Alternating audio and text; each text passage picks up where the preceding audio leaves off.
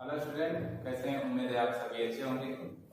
पिछली क्लासेस में मैंने आपको बल और गति के बारे में बताया था, उस पर आधारित आपको न्यूमेरिकल भी बताया था। ठीक है, आज आपका अगला चैप्टर है वो है गुरुत्वाकर्षण। ये बहुत ही इंपॉर्टेंट और इंटरेस्टिंग आपका पॉइंट है जो आप शुरू से इवन कक्षा 8 में भी थोड़ा बहुत इससे आपको इंट्रोड्यूस करवाया गया होगा, 9th में भी है और अगले क्लासेस में जाएंगे। ये भी पूरा का पूरा एक चैप्टर बनके तैयार है, बहुत इंपॉर्टेंट है, इंटरेस्टिंग। ठीक है, इसको इंटरेस्टिंग बनाने के लिए आप इसे प्रैक्टिकली लाइफ में जोड़ सकते हैं। इसका मतलब गुरुत्वाकर्षण। तो गुरुत्वाकर्षण है एक प्रकार का बल है जो हम अपने दैनिक जीवन में अनुभव करते हैं। इवन आप देखें, किसी वस्तु को जमीन से उठाते हैं, ऊपर रखते हैं, ऊपर तक किए, फिर उसको अगर हाथ से आप छोड़ते हैं तो वो हमेशा कहाँ जाती है? नीचे। पर डाउन हमेशा होगी, ऐसा नहीं कि छोड़े ऊपर चले, ऐसा कभी हुआ नहीं हुआ। ठीक है, इसका मतलब किसी भी चीज को इवन आप उठाते हैं और जब छोड़ते हैं, छत पे लेके गए, वहां से पत्थर को छोड़ा, हमेशा नीचे आएगा। पेड़ से फल गिरा वो नीचे आएगा, आप दीवार पे चढ़ के कूद रहे हैं तो नीचे आएंगे। आप ऊपर भी कूदने की कोशिश करते हैं फिर भी कहाँ आते हैं? नीचे। इसका कहने का ये मतलब है कि आप किसी भी तरीके से कुछ भी काम करते हैं, लेकिन आप पृथ्वी तल पर नीचे की तरफ आ रहे हैं, ऊंचाई से अगर आप कुछ भी ऊपर की तरफ कूद रहे हैं, नीचे की तरफ जैसे हो रहे हैं किसी पत्थर को छोड़कर, तो इसका मतलब ये हुआ कि मैंने बल के बारे में आपको बताया था और गति के बारे में बताया था। आप किसी वस्तु पर जिस दिशा में नेट बल कार्यरत होता है उसी दिशा में वस्तु क्या होती है? गतिमान होती है। इसका ये मतलब हुआ कि यदि हमने किसी पत्थर को उठाकर जब हम छोड़ रहे हैं तो वो नीचे की तरफ जो है जा रहे हैं, मतलब है कि उसके ऊपर नीचे की तरफ जो है या पृथ्वी की तरफ जो है एक प्रकार का कोई ना कोई फोर्स एक्ट कर रहा है। बिना बल के विस्थापन संभव नहीं है। नेट बल जब किसी वस्तु पर जो है जिस दिशा में कार्यरत है, वस्तु उस दिशा में गतिमान होगी, ये तय है, और उसी दिशा में उसकी स्थिति में या वेग में परिवर्तन भी होता है। ये मैंने बल के बारे में बताया। इसका मतलब हमने चौक को उठाया, चौक को जमीन से उठाया है, यहाँ तक किया, इसको छोड़ रहे तो कहाँ गए? नीचे। इसका ये मतलब कि चौक पर नीचे की तरफ कोई ना कोई बल एक्ट है, और जिस दिशा में बल एक्ट होता है उसी दिशा में वस्तु का विस्थापन होता है। मतलब ये कि किसी वस्तु को हम पकड़ रहे हैं, पकड़कर ऊपर लेके गए, ये जमीन का सतह था, छोड़े वो जमीन पे आए, मतलब ऊपर से नीचे की तरफ, यानी ऊपर से इस वस्तु पर नीचे की तरफ एक प्रकार का कोई ना कोई फोर्स एक्ट है। हमें तो वो दिखाई नहीं दे रहा है, ठीक है, लेकिन इस फोर्स को सबसे पहले एनालिसिस किया न्यूटन नाम के वैज्ञानिक ने। ठीक है, उन्होंने ये बताया यदि किसी वस्तु को हम जमीन से ऊपर की तरफ लेके जाते हैं तो पृथ्वी उस वस्तु पर एक प्रकार से एक बल लगाती है, जिस बल को हम कहते हैं आकर्षण बल। और चूंकि वह लगने वाला बल जो होता है इस वस्तु के द्रव्यमान पर जो है, यहाँ पर इस पृथ्वी के कारण इस वस्तु पे लगाया जाता है, और वो बल जो है इनके द्रव्यमानों पर भी निर्भर करता है। ठीक है, तो इसका मतलब कि ये द्रव्यमान पर निर्भर करता है लगने वाला बल। तो इस बल को उन्होंने कहा था गुरुत्व बल। एक शब्द में या तो इसे गुरुत्व बल कहते हैं या कहते हैं गुरुत्वाकर्षण बल। कहीं कहीं पर इसे गुरुत्व बल कहा जाता है, यानी गुरुत्व बल वह आकर्षण बल है जिस बल से पृथ्वी किसी वस्तु को अपने केंद्र की तरफ खींचती है। तो उस बल को या तो गुरुत्व बल या तो गुरुत्वाकर्षण बल कहते हैं। सीधा सा एक शब्द में कहा जाए तो वही बल कहलाता है किसी वस्तु का भार। वो बल ही, वही भार की हम बात करते हैं, जनरली तो भार होता है, भार वो गुरुत्व बल या वो गुरुत्वाकर्षण बल ही है कि जिस बल से किसी वस्तु को पृथ्वी अपने केंद्र की तरफ खींचती है। चलिए, जब इतनी बातें हो गई तो चूंकि उस बल को अगर हमें कैलकुलेट करना है, जानना है, तो हम कैसे कर सकते हैं, कैसे उस बल को जो है बता सकते हैं। इसको सबसे पहले न्यूटन ने जो है एक नियम के रूप में संयोजा था, जिसे कहते हैं न्यूटन का सार्वत्रिक गुरुत्वाकर्षण नियम। यहाँ पर हम देख रहे हैं, तो हम कह रहे हैं कि पृथ्वी किसी वस्तु को अपने केंद्र की तरफ खींचती है। इस वस्तु का अपना द्रव्यमान है और पृथ्वी का भी अपना एक द्रव्यमान है। इन्हीं द्रव्यमानों के कारण जो है ये आकर्षण बल लगता है।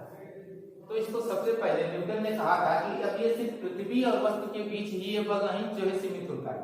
इवन ब्रह्मांड में, ब्रह्मांड की मैं बात कर रहा हूँ, ब्रह्मांड में जितने भी कण हैं जिनका अपना अस्तित्व है या जिनका अपना द्रव्यमान है, वह दूसरे द्रव्यमान वाली वस्तु को हमेशा अपनी तरफ आकर्षित बल ही लगाते हैं। देखिएगा इसमें कभी प्रतिकर्षण बल नहीं होता, हमेशा आकर्षण बल होता है। मतलब ये कि ब्रह्मांड में से कोई भी दो कण यदि आप चुन लें तो एक कण दूसरे कण पर हमेशा और हमेशा आकर्षण बल अनुभव कराता ही, हमेशा आकर्षण बल लगता है। इस चीज का प्रायोगिक प्रदर्शन जो है न्यूटन के द्वारा किया। ठीक है, तो अब ये पृथ्वी ही नहीं, पृथ्वी में जितने भी कण हैं सभी कण एक दूसरे कण को हमेशा आकर्षित बल लगाते हैं। अब न्यूटन ने ये देखा कि जो लगने वाला बल है वो किन किन बातों पे डिपेंड करता है।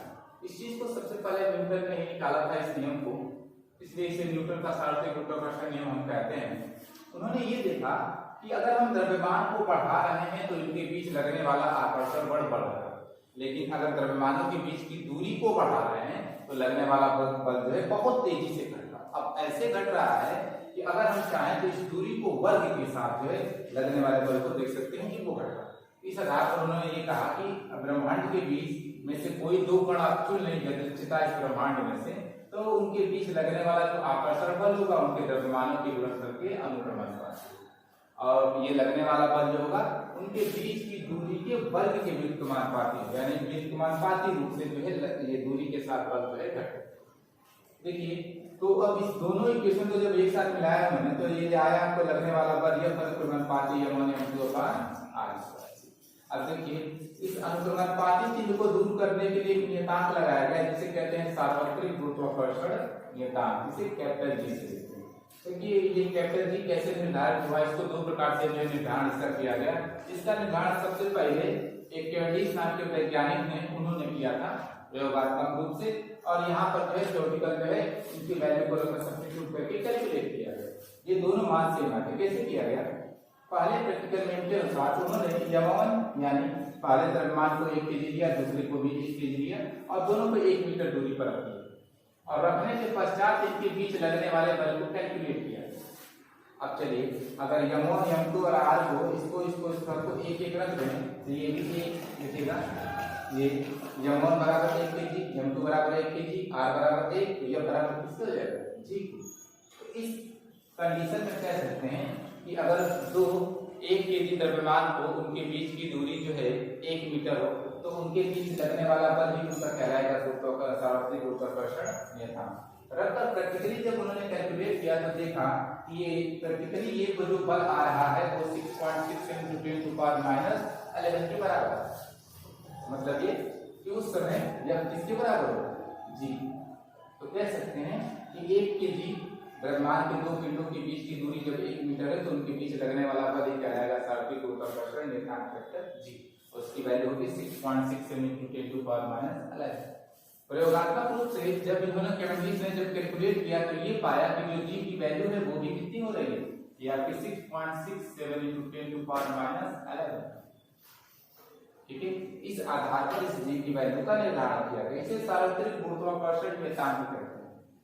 अब इसे सार्वत्रिक गुरुत्वाकर्षण नियतांक नाम देने का क्या मतलब है, क्योंकि ये देखा गया कि अगर हम कहीं पर भी इनकी बात करें कि पिंडों को लेकर यहाँ नहीं कहीं ब्रह्मांड में कहीं भी चले जाए तो जो जी की वैल्यू होती है वो हमेशा फिक्स और नियत होती है, क्योंकि देखिएगा ये जी जो है इन द्रव्यमानों पर और दूरी पर निर्भर कर रहा है। तो चूंकि हम कहीं पर लेके जाएंगे तो आप जानते हैं द्रव्यमान ही एक ऐसा गुण है जो द्रव्यमान वो बदलता नहीं है, दूरी भी नहीं बदलेगी, तो ये जी कैसे रहता है एक समान। मतलब एक जी की वैल्यू सभी जगह एक समान रहेगी, चाहे हम यहाँ पे ले चाहे निर्वात में ले चाहे हम कहीं पर भी, यहाँ से उठाकर कहीं स्पेस में भी लेके जाए तभी जी समान। ठीक है, चलिए तो इस तरीके से उन्होंने अपना जो नियम दिया, नियम में उन्होंने ये कहा कि ब्रह्मांड में स्थित किन्हीं दो पिंडों के बीच लगने वाला आकर्षण बल उस पिंड के द्रव्यमानों के गुणनफल के अनुक्रमानुपाती होगा और उनके बीच की दूरी के वर्ग के व्युत्क्रमानुपाती होता है। नेक्स्ट उन्होंने ये कहा था कि इनके बीच लगने वाला जो बल होता है वो दोनों द्रव्यमानों को मिलाने वाली रेखा के अनुदिश होता है। देखिए इस अनुदिश वाली बात आपको नेक्स्ट क्लासेस में जब जाएंगे तो ये समझाएगा, सदिश अदिश जब बताया जाएगा तो, ठीक है ना, क्योंकि बल एक सदिश राशि होती है, इसीलिए अपनी लाइन जोड़ा गया। इस तरीके से न्यूटन का सार्वत्रिक गुरुत्वाकर्षण नियम क्या हुआ कि ब्रह्मांड में स्थित किन्हीं दो पिंडों के बीच लगने वाला आकर्षण बल उस द्रव्यमानों के गुणनफल के अनुक्रमानुपाती और उनके बीच की दूरी के बल के व्युत्क्रमानुपाती होता है। यही आपके न्यूटन का सार्वत्रिक गुरुत्वाकर्षण नियम है और इस तरीके से मैं सूत्र के रूप में हम यहाँ पर लिख सकते हैं। ये रहा, ठीक है ना। चलिए मैं आपको इसमें एक इंटरेस्टिंग बात बताता हूँ। मैंने कहा कि हम दो पिंड लेते हैं जिनके द्रव्यमान है उनके बीच आकर्षण बल लगता है। ये कन्फर्म न्यूटन ने कहा है, उन्होंने प्रूफ भी दिया था, तो ये झूठ तो हो नहीं सकता। चलिए हम अपने दैनिक जीवन में आते हैं। हम सभी इंसान हैं और हम सभी जानते हैं हमारा कुछ न कुछ भार है। भार है तो क्या होगा, हमारे पास अपना द्रव्यमान भी होगा। कभी हम अपने पास बैठे हुए दोस्त से कहेंगे कि ये दोस्त आपका द्रव्यमान है और हमारा भी द्रव्यमान है, तो न्यूटन के अकॉर्डिंग अगर दो द्रव्यमान अगर उनके बीच की कुछ दूरी आ जाए तो उनके बीच बल लगेगा। अगर हम कहते हैं कि हम हमारा दोस्त हमसे जो कुछ मीटर की दूरी पर बैठे हैं तो न्यूटन के अकॉर्डिंग हमें हमारे बीच बल लगना चाहिए, क्योंकि न्यूटन ने कहा है तो उम्मीद है ये सही ही होगा। लेकिन क्या हमारी किताब भी है, हमारे फ्रेंड्स हैं, हमारा स्कूल है, हमारा घर है, हमारी गाड़ी है, क्या उनका भी तो द्रव्यमान होगा, हमारा भी द्रव्यमान? हम कभी उनको अपनी तरफ या उनको अपनी तरफ खींचा हुआ नहीं देखें। या यूं कहें कि हम खड़े हैं, हमारा दोस्त बगल में कुछ दूरी पर खड़ा है, तो हमारा दोस्त न्यूटन के अकॉर्डिंग हम उनको खींचे हुआ, हमको खींचना चाहिए, लेकिन कभी हम इसका अनुभव नहीं। तो क्या है, अगर ऐसा है तो ये हमारा लगने वाला बल झूठ है, क्योंकि हम तो अनुभव कर ही है। अगर इस सवाल का जवाब देखा जाए तो ये सही है कि हम इसका अनुभव नहीं कर पा रहे हैं, लेकिन ये गलत है कहना कि इस पे बल नहीं लगता। इसका मतलब कि जाहिर सी बात है बल तो लग रहा होगा, लेकिन हो सकता है बल की मात्रा इतनी कम हो कि हम उसका अनुभव नहीं कर सकता। अगर इस चीज को हम देखना चाहें तो इस चीज को देखने के लिए हम सिंपल सा अगर हमारा जो सूत्र है उससे हम कैलकुलेशन करना चाहें तो कैलकुलेशन के आधार पर बिल्कुल हम देख सकते हैं। ठीक है, मान लीजिए कि हम 5 kg के हैं, हमारा दोस्त भी 5 kg का है, और जो है ये F बराबर G 5 × 5 बटे में हमारे बीच की दूरी अगर 5 ही मीटर है तो 5 का स्क्वायर। ठीक है, तो अब इस चीज से ये सूत्र कट गई। F बराबर कितना है G, यानी हमारे बीच अगर 5 मीटर की दूरी है, हम 5 kg के, हमारा दोस्त 5 kg का है, तो यह किसके बराबर है? G के बराबर। आप देख रहे हैं G किसके बराबर? 6.67 × 10⁻11। इस क्वांटिटी को जरा एनालिसिस करने की कोशिश करें तो अगर इसकी वैल्यू को कैलकुलेट करें तो 6.67 बटे 10⁻11 इतनी बड़ी क्वांटिटी, इसका मतलब है 10 × 10 × 10 कितनी बार? 11 बार। इतनी बड़ी क्वांटिटी से सिर्फ 6.67 में अगर भाग करेंगे तो जो वैल्यू आएगी वो कैसी होगी? वो आएगी 0.000000 कितनी बार ये? इतनी छोटी क्वांटिटी, और इतनी छोटी क्वांटिटी की मात्रा में अगर बल है तो उसका अनुभव कर पाना बिल्कुल छीड़, ये नहीं कर सकते हैं है, लेकिन उसकी वैल्यू इतनी छीड़, इतना कम है कि हम उसका अनुभव नहीं कर सकते। ऐसा कहना गलत होगा कि उसमें बल नहीं, बल लग रहा है लेकिन उसका इतना वैल्यू कम है कि हम उसका अनुभव नहीं कर सकते। ठीक है, अब ये चीजें हो गई। नेक्स्ट में अगर बात करूं तो हमने आपको बताया था कि यदि किसी वस्तु पे बल अगर कार्यरत है, नेट बल है, तो नेट बल के कारण उसकी स्थिति में परिवर्तन होगा, परिवर्तन होगा तो उसके कारण क्या उत्पन्न होता है? त्वरण उत्पन्न होता है। यहाँ पर भी तो गुरुत्वाकर्षण बल है, तो अब इसका मतलब है कि किसी पिंड को उठाकर हम लेके जा रहे हैं, छोड़ रहे हैं, तो कंटिन्यूअस यहाँ पर पकड़े तो वेग शून्य, लेकिन जैसे छोड़ते धीरे धीरे उसका वेग बढ़ रहा है। क्यों? क्योंकि गुरुत्व बल के अंतर्गत नीचे की तरफ गतिमान है, तो गुरुत्व बल के अंतर्गत गतिमान है तो नीचे की तरफ जा रहे तो उसके वेग में परिवर्तन हुआ तो उसके अंदर क्या उत्पन्न होगा? प्रयोगात्मक रूप से ये देखा गया कि एक निश्चित समय अंतराल में t समय में दो इसी पिंड का t समय में जितना यहाँ पर वेग परिवर्तन हुआ, नेक्स्ट t समय में उतना वेग परिवर्तन फिर से हुआ, नेक्स्ट t समय में उतना ही वेग में परिवर्तन फिर से हुआ। तो कहने का मतलब वेग में जब परिवर्तन हो रहा है तो इसके अंदर क्या उत्पन्न होगा? त्वरण। तो एक निश्चित समय अंतराल में वेग में परिवर्तन भी यहाँ पर गुरुत्व बल के अंतर्गत कैसा है? समान है। तो एक निश्चित समय अंतराल में यदि वेग में परिवर्तन निश्चित समय अंतराल में अगर समान है तो इसका मतलब कि वेग में परिवर्तन अपन समय अंतराल को क्या कहते हैं? त्वरण। तो इसका मतलब कि प्रत्येक जगह त्वरण कैसा होगा? समान होगा। तो गुरुत्व बल के कारण जो किसी वस्तु के अंदर त्वरण उत्पन्न होता है वो कैसा होता है? एक समान।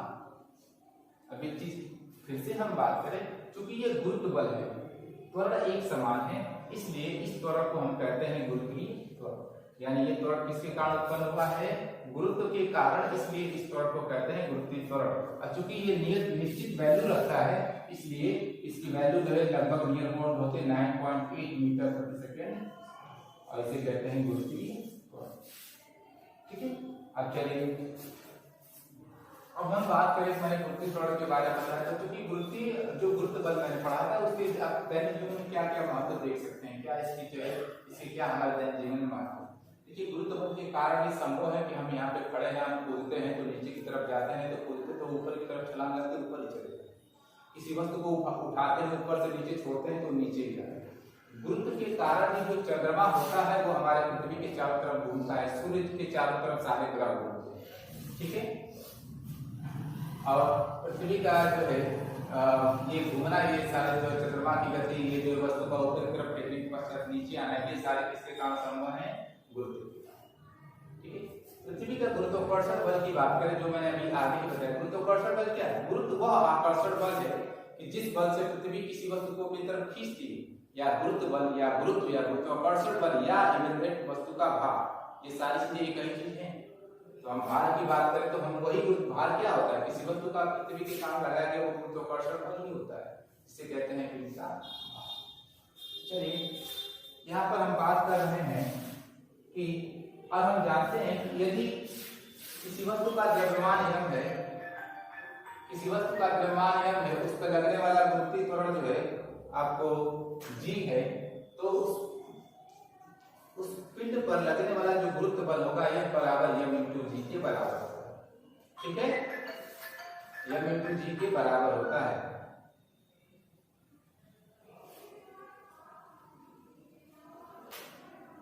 यानी किसी पिंड पर लगने वाला बल F बराबर m इंटू जी। अब चलिए न्यूटन कह रहे हैं कि अब चलिए वो जो बल लगता है वो पृथ्वी जो है उस पिंड पर लगाती है, यानी पृथ्वी ने mg बल से किसी वस्तु को अपनी तरफ खींचा, ठीक है। अब हम बात कर रहे हैं इस गुरुत्वाकर्षण नियम के न्यूटन के अनुसार, अगर एक कण को हम पृथ्वी मान लें, दूसरे कण को यहाँ पर m द्रव्यमान की वस्तु, तो लगने वाला वही बल किसके बराबर बन जाएगा, F बराबर g m e। यदि पृथ्वी का द्रव्यमान है, m इस पिंड का द्रव्यमान है, पिंड पृथ्वी की सतह पर, तो लगभग इन दोनों के बीच की दूरी जो है पृथ्वी की त्रिज्या के बराबर होगी। तो इनके अनुसार F बराबर g m e m अपान r e स्क्वायर, ठीक है, F बराबर g m e m अपान r e स्क्वायर। अब देखिए ये कह रहे हैं कि ये लगने वाला बल यही बल m इंटू जी है, m इंटू जी और ये बल आपस में समान है।